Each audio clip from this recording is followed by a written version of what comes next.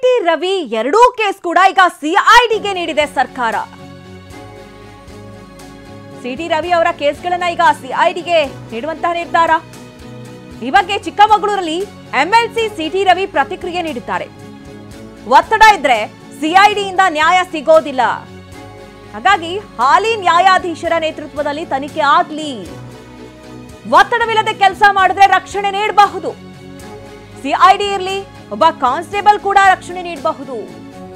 ನ್ಯಾಯ ಸಮ್ಮತವಾಗಿದ್ರೆ ಸಿಐಡಿಗೆ ನೀಡಬೇಕಾಗಿಲ್ಲ, ಪೊಲೀಸ್ ಠಾಣೆಯಲ್ಲೇ ನ್ಯಾಯ ಸಿಗುತ್ತೆ ಅಂತ ರವಿ ಪ್ರತಿಕ್ರಿಯಿಸಿದ್ದಾರೆ. ಸಿಐಡಿ ತನಿಖೆ ಮಾಡೋದಾದರೂ ಕೂಡ ಹಾಲಿ ನ್ಯಾಯಾಧೀಶರ ನೇತೃತ್ವದಲ್ಲಿ ಸಿಐಡಿ ತನಿಖೆ ಮಾಡಲಿ, ರಿಪೋರ್ಟ್ನ ನ್ಯಾಯಾಧೀಶರಿಗೆ ಕೊಡಲಿ. ನ್ಯಾಯಾಧೀಶರ ನೇತೃತ್ವದಲ್ಲಿ ನ್ಯಾಯಾಧೀಶರ ನಿರ್ದೇಶನದಲ್ಲಿ ಸಿಐಡಿ ತನಿಖೆಯೇ ಆಗಲಿ. ಈಗ ನೋಡಿ, ನಾಳೆ ನ್ಯಾಯಾಂಗ ತನಿಖೆ ಕೊಟ್ಟರು ಅವರೇನು ನ್ಯಾಯಾಧೀಶರು ನೇರವಾಗಿ ಹೋಗಿ ಏನು ತನಿಖೆ ಮಾಡಲ್ಲ.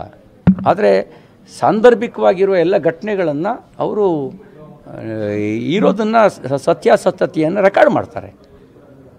ರೆಕಾರ್ಡನ್ನು ಅವರು ಹೈಡ್ ಮಾಡಲ್ಲ ಅಥವಾ ಅದನ್ನ ಬೇರೆ ರೀತಿ ಮ್ಯಾನಿಪುಲೇಟು ಮಾಡಲ್ಲ. ಅಷ್ಟು ವಿಶ್ವಾಸ ಇದೆ. ನಾನು ಹೇಳಿದ್ನಲ್ಲ, ಯಾವುದೇ ಒತ್ತಡ ಇಲ್ಲದೆ ಕೆಲಸ ಮಾಡೋದಾದರೂ ಒಬ್ಬರು ಪೊಲೀಸ್ ಕಾನ್ಸ್ಟೇಬಲು ಮಾಡಬಲ್ಲರು. ಯಾವಾಗ ಒತ್ತಡಕ್ಕೆ ಒಳಗಾಗ್ತಾರೆ, ಯಾವಾಗ ನಮಗೆ ಒಳ್ಳೆ ಜಾಗಕ್ಕೆ ಪೋಸ್ಟಿಂಗ್ ಬೇಕು ಅಂತ ಆಸೆ ಪಡ್ತಾರೆ, ಆಗ ಏನಾಗ್ತದೆ, ನ್ಯಾಯದ